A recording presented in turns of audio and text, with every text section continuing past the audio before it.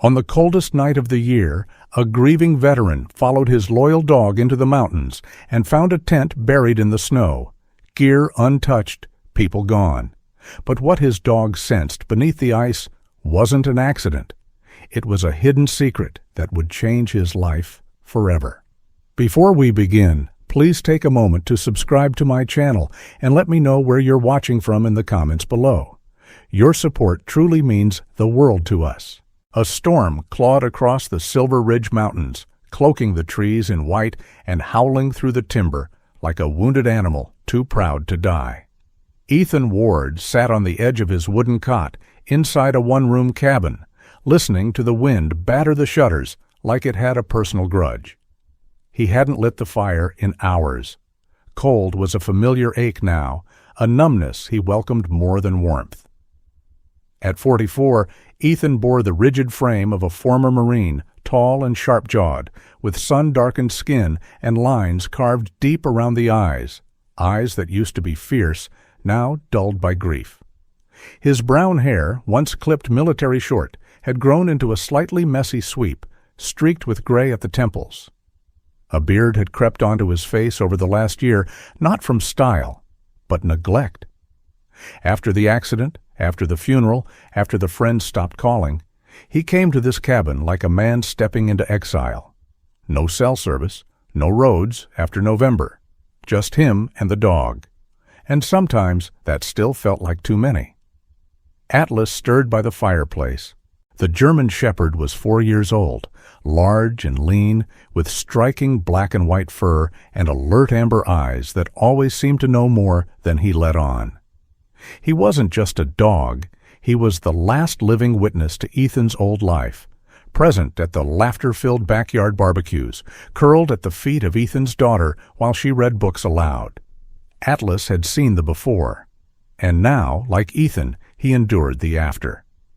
The two of them survived the days like men in a foxhole, side by side, never speaking, never surrendering. Tonight, however, Atlas was restless. His ears flicked, his body tensed. Then he stood, growled low in his throat, and padded to the door, scratching once. Ethan frowned. "No one's out there," he muttered, though not entirely sure. He stood, pulled on his boots, and opened the door. The wind punched through the cabin like a ghost, slapping snow into his face. Ethan narrowed his eyes. Atlas had already leapt from the porch and was trotting downhill toward the woods, stopping every few feet to look back. "God damn it!" Ethan hissed and grabbed his coat and gloves. He knew better than to ignore Atlas. He'd once trusted this dog more than half his old unit. He followed, boots crunching through fresh snow that hadn't been there an hour ago. The moon was hidden, but the snow glowed faintly under the cloud-filtered night sky. They moved across a ridgeline, then down toward a frozen ravine Ethan rarely visited. The wind howled less down here, and the silence that followed was deafening. Atlas stopped at the edge of a small clearing. There, buried under a thick sheet of snow, was the outline of a tent. Ethan blinked. It was barely visible, only a ripple of fabric under the powder, a metal pole jutting out like a snapped bone. Atlas whined and circled it once. Ethan stepped forward, brushing snow away with his gloved hands. The fabric was modern, synthetic, dusted with frost. Zippers intact, gear inside. But no footprints, no trail, no people. The hairs rose on the back of his neck. He carefully unzipped the tent. Inside were 2 sleeping bags, zipped and empty, a small camping stove, 2 backpacks neatly arranged side by side, a plastic lantern, batteries drained, everything undisturbed, as if the campers had just stepped out and never returned. Ethan's breath fogged the air. Something wasn't right. The snow hadn't been this deep yesterday. There should have been prints, struggle, drag marks. But there was nothing, just cold silence. He reached into one of the bags and pulled out a small black device, a rugged waterproof camera, half covered in ice. It blinked once when he touched it. A low battery icon. Ethan slipped it into his coat pocket without thinking. Later? He'd review it later. Atlas sniffed around the perimeter and let out a soft huff, then sat down, ears still up, watching the dark, waiting. Ethan stared into the woods beyond the clearing. There was no fear in his eyes, just that old familiar ache, that sense of arriving too late. It pressed into his chest, slow and suffocating, just like the day he got the phone call. The day the semi-truck skidded across the highway. The day 2 coffins lowered into the ground. His voice was hoarse when he finally spoke, low and more to himself than anyone else. They didn't just get lost, did they? Atlas didn't move, and deep down, Ethan already knew the answer. Ethan did not return to the cabin right away.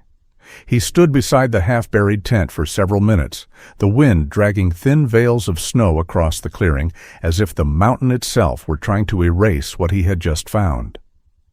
Atlas remained close, posture rigid, head angled toward the trees, not frightened, but alert in the way working dogs become when something unfinished hangs in the air. Only when Ethan's fingers began to ache through his gloves did he turn back, marking the location in his mind rather than on any device. Old habits from the Marines. Trust memory before technology. Back in the cabin, the heater groaned to life, and Ethan peeled off his coat with stiff movements. He set the small black camera on the rough wooden table. It was compact, military-grade by the look of it, scuffed but intact. The fact that it still held power after a night like this unsettled him more than the tent had. He dried his hands slowly before touching the buttons, as if rushing might shatter whatever fragile connection still existed between him and the people who had owned it. The screen flickered, then stabilized. The first video opened on a young woman's face, framed too close, breath fogging the lens. Lily Carter appeared to be in her early 20s, slim, with pale skin reddened by cold and a mess of light brown hair shoved under a knit cap. Her eyes were sharp and curious, the kind that noticed patterns before danger. She spoke quickly, excitement threaded with nerves, explaining that they were documenting a geological anomaly they had stumbled upon while hiking off-trail. Behind her, a young man leaned into frame. Noah Carter, her older brother by a few years, had broader shoulders and a heavier build, his dark hair cropped short, jaw dusted with uneven stubble. He smiled easily, too easily for someone standing in deep winter backcountry. Ethan recognized the expression immediately, the confidence of someone who believed preparation could outpace risk. Noah joked about blue fire under the ice, tapping the ground with his boot.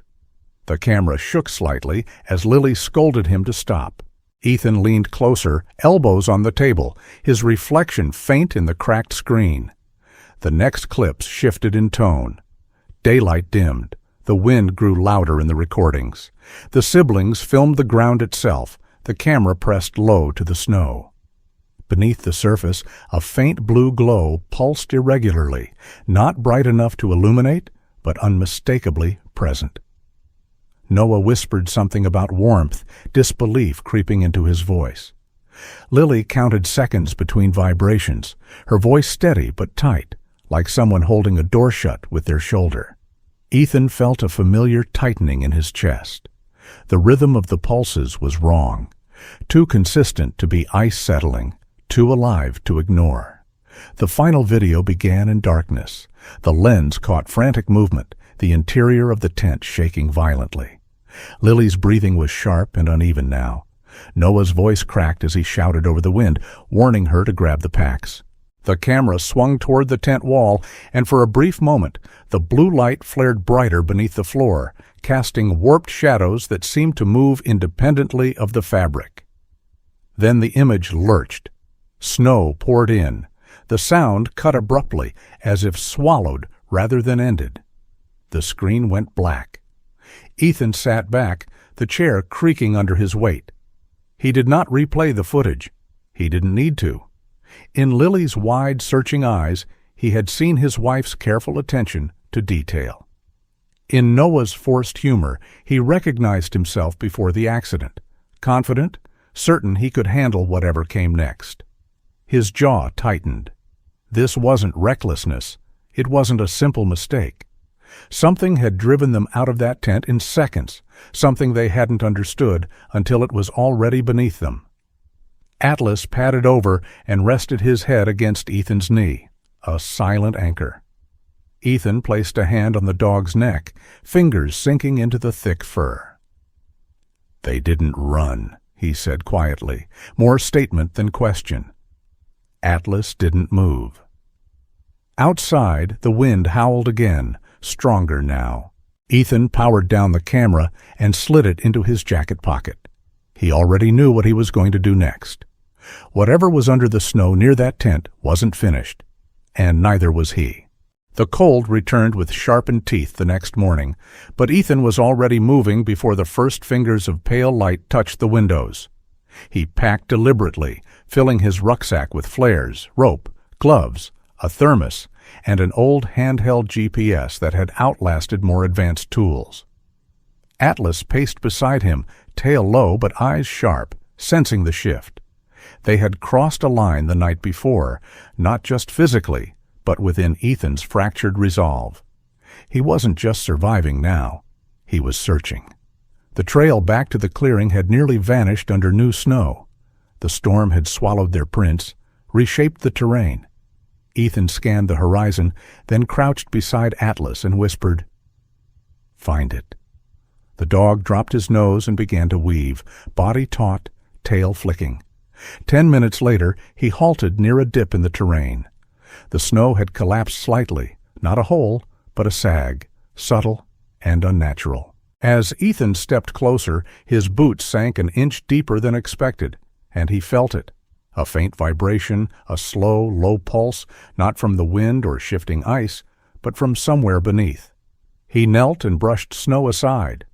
A shallow depression revealed a fissure in the crust, only a few inches wide, almost hidden beneath the fresh fall. Ethan uncoiled his rope, anchored it to the thick trunk of a nearby spruce, and tested the line twice. Atlas gave a soft whine as Ethan clipped the harness to his belt. "I'll be okay," he said, though he wasn't sure if that was for the dog or himself. The descent wasn't far, maybe 20 feet, but halfway down the temperature shifted. The air warmed slightly, not comfortable, but less lethal. And the further he dropped, the more the blue light began to glow. His boots touched down on solid ice, not loose snow. The space was narrow, more tunnel than cave, walls slick and wet with melting frost. The blue glow wasn't from a light source, but from mineral veins embedded in the ice, glowing faintly like veins of energy. The hum he'd felt earlier now pulsed clearly through the floor, not loud, but steady, like a giant creature asleep beneath his feet. Ethan stepped carefully, boots crunching in silence. The passage curved gently downward, revealing more of the glowing lines as he advanced. The deeper he went, the more he noticed how the air moved, not like a cave, but like a lung exhaling, slow and alive. Further in, he found a scrap of torn fabric caught on a rough outcrop. It was black nylon, frayed, soaked through, possibly part of a backpack strap. He held it for a moment, thumb tracing the edge, then tucked it into his coat. Atlas hadn't followed him. He'd been trained not to, but Ethan could imagine the dog's ears swiveling above ground, waiting. Every few steps he stopped and listened. But it wasn't silence he heard. It was presence, something deeper than sound. The tunnel widened into a small chamber, maybe 15 feet across. The blue glow pulsed brighter here, illuminating the ice in pale halos. On the far side, something unusual broke the organic shapes of the cave wall, a flat surface, a metal edge, dulled by age but unmistakably artificial. A buried panel, a corner of something built. Ethan approached, heart thudding. He reached out and touched the metal. It was warm. Ethan followed the metal edge with his gloved hand until it curved into a door, partially exposed beneath the translucent ice. Its surface was scratched, corroded in places, but still whole. He pressed against it, and to his surprise, it moved. A hiss of pressure escaped, followed by the faint click of a mechanical lock disengaging. The door swung inward into blackness, and warm air, tinged with metallic dust and something vaguely organic, drifted out to meet him. He hesitated for only a second before stepping through. Inside, the tunnel shifted from ice to rough stone and rusted infrastructure. Wires, conduits, old lighting systems, many dark, but some still humming faintly. The air was warmer than above, as if something deeper kept the temperature steady. He descended carefully until the corridor opened into a wide chamber. It wasn't natural. The ceiling was high, ribbed with steel beams. On the far wall, painted in faded red letters, were the words, United States Air Defense, Site 12. Ethan's pulse quickened. A Cold War installation, lost, buried, forgotten. But this place wasn't dead. Soft movement drew his attention. Shapes stirred behind plastic sheeting, and one figure stepped forward, cautious but not afraid. He was tall, late 60s, with silver hair tied back into a short knot, a thick gray beard, and eyes that had seen more than most men survive. His heavy coat was patchworked from multiple military fabrics, boots worn but intact. He moved like a man who had spent years underground, yet never lost the habits of leadership. His name was Miles Rourke, once a field systems engineer for a weapons contractor in the late 80s. A helicopter crash during a winter survey left him stranded, and when rescue never came, he survived by finding this place and eventually claimed it as his own. Miles looked Ethan over with quiet scrutiny, then said, "You shouldn't be here, but I guess we both know this mountain doesn't follow the rules." Before Ethan could speak, a younger woman hurried from one of the makeshift partitioned rooms. Dr. Celia Tran, mid-30s, Vietnamese-American, petite, but with firm posture and intelligent, guarded eyes. She wore a lab coat several sizes too big, sleeves rolled up to her elbows, a stethoscope draped loosely around her neck. A former trauma medic who lost her license after exposing corruption in her hospital, she had vanished 5 years ago. Now she helped run this hidden society like its unspoken backbone. "Miles," she said quickly, "you need to see this." She glanced at Ethan with a flicker of wariness, then stepped aside. Miles motioned Ethan to follow. The chamber beyond was filled with salvaged bunk beds, propane stoves, tarps for insulation. And there, seated against the far wall, were two young people Ethan recognized instantly, Lily and Noah Carter. They were gaunt, wrapped in blankets, eyes hollow but alive. Lily looked up first, her lips cracked, skin bruised from cold exposure, but her voice was steady. "You found our camera," she said. "Did anyone else make it out?" Ethan shook his head slowly, kneeling beside them. "No, just your tent. You're lucky to be breathing." Noah coughed, struggling to sit upright. "We followed the light. Thought it was geothermal, but it felt like it was calling us." Ethan didn't answer. The low hum beneath the floor was still present. Atlas padded in moments later, having navigated the narrow entry on his own. His black and white fur was dusted with frost, eyes scanning every corner. But his nose led him to something else, a small cardboard box tucked beneath a bench where a soft whimper escaped. Ethan turned just in time to see Atlas nudge it gently with his nose. Inside, curled tight in a nest of rags, was a tiny German shepherd puppy, barely a few weeks old, trembling but alive. Someone had kept it warm. Someone had cared enough to try. Ethan reached for it without thinking, lifting it into his arms. The puppy blinked up at him, ribs faintly visible beneath its fur. He exhaled slowly, eyes dark with something too deep for words. For a long time, none of them spoke. The cavern around them buzzed softly, alive with buried power and unseen machines. Miles finally said, "You wanted answers, Marine. You'll get 'em. But first, we keep the living breathing." The sound was subtle at first, like distant thunder muffled by layers of rock. But the vibration in the floor was unmistakable. Ethan placed a steadying hand on the wall, feeling the tremble ripple through the steel beams. Across the chamber, Miles Rourke stood silently near an old control panel, his gray brows furrowed in grim recognition. The panel's analog needles twitched erratically, and a faint alarm blinked in red, though no sound accompanied it, just a small pulsing light, like a heartbeat on the verge of failing. Ethan crossed the room and spoke low. "How bad is it?" Miles sighed, rubbing a scar near his jaw, faint and faded, but it tightened every time stress gripped him. "Worse than I hoped. The geothermal vents that used to keep this place warm. They're shifting, cracks in the rock. If the wrong tunnel caves in, this whole network could go with it." His voice carried the weary weight of someone who'd carried others too long. He pointed toward the ceiling, where faint hairline fractures spread like spiderwebs through the old concrete. "I sealed what I could, but it's not enough. We've got days, maybe." That night, as the community sat around makeshift heaters, Lily and Noah Carter spoke quietly with Ethan, their voices low but urgent. Noah, still pale and leaning on a cane scavenged from metal tubing, stared at the floor while Lily did most of the talking. "The day we vanished," she said, her voice hoarse but clearer than before, "we were above the glacier's edge. We followed the blue glow and felt a vibration, like a pulse under the snow.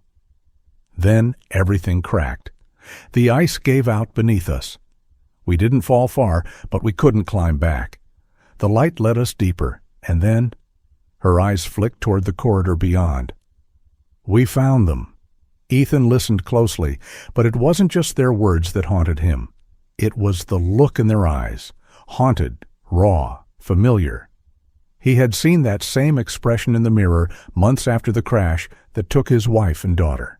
The eyes of someone who had almost given up, but didn't. Atlas lay curled at his feet, the rescued puppy nestled against his side. The pup was no more than 4 weeks old, with oversized ears and dark, milk-glass eyes not yet sharp with alertness. It trembled occasionally, and Atlas would nose it gently, reassuring it with a soft whine. Later, Ethan wandered the corridors alone, passing rows of sleeping figures, men and women who had once been accountants, carpenters, nurses, veterans. The young man near the entrance, Jared, barely 20, slept with a flashlight cradled like a weapon. He had a large burn scar across his left cheek and neck, likely from some warehouse explosion. His breathing was shallow but steady. An older woman, Ms. Bernice, once a choir teacher, hummed softly in her sleep, her hands clasped over a Bible, missing its cover. These weren't just survivors. They were refugees from a world that forgot them. Miles found Ethan leaning against the cold frame of a rusted bulkhead. "You don't need to stay," Miles said. "You found the kids. You've done more than anyone?" Ethan didn't answer at first. He stared down the dark tunnel where a blue light still flickered faintly, dancing across the frost-lined walls. "I think I understand them more than I'd like to admit," he said at last. "They came here running from something, same as me, but maybe I wasn't supposed to stay lost." Behind them, another tremor rumbled, stronger than before. Dust fell from the beams, and somewhere far below, a dull groan echoed upward, deep and alive. The mountain was shifting, and something beneath it was waking. The cold air inside the bunker had changed. It was damp, thick with the smell of melting metal and rusted earth. A low growl rumbled through the floor every few minutes now, louder and closer, like the mountain was clearing its throat before swallowing them whole. Ethan stood on a crate in the center chamber, his voice rising above the murmur of fear. "We have to go, now. I know the world hasn't been kind to you. I know many of you have nowhere else, but this mountain is dying beneath our feet." A few nodded. Most looked away. Jared clutched his flashlight tighter. Ms. Bernice closed her eyes as if in prayer. But others, like a gaunt man named Roger with sunken cheeks and narrow hazel eyes, shook their heads. We leave, they'll put us in camps. Say we're trespassers, vagrants. We'll lose everything we've built here." His voice was brittle, trembling more from fear than conviction. A few murmurs of agreement followed. Ethan stepped down, his boots echoing off the cracked concrete. "I'm not just asking, I'm offering my name. I'll walk you out myself. You'll say you're with me. If anyone questions you, they'll answer to me. I was a Marine. My word still means something." There was something in his face, etched by loss, by grief, by years of silence, that silenced the room. His voice wasn't pleading, it was a promise. That's when the explosion came. A sharp metallic blast echoed from the lower levels, followed by a hiss of steam and the screech of something collapsing. Screams erupted, lights flickered, the air filled with smoke and panic. In the chaos, Atlas, always silent, always watching, sprinted down one of the dark side corridors, his paws barely making a sound over the cries. Ethan chased after him, heart pounding, knowing this wasn't random. The dog had seen something. The corridor narrowed, curving into a forgotten wing of the bunker. At the far end, under a fallen support beam and half buried in debris, lay a small girl, no older than 6. She had tangled strawberry blonde hair and pale, freckled skin. Her arm was trapped beneath twisted metal.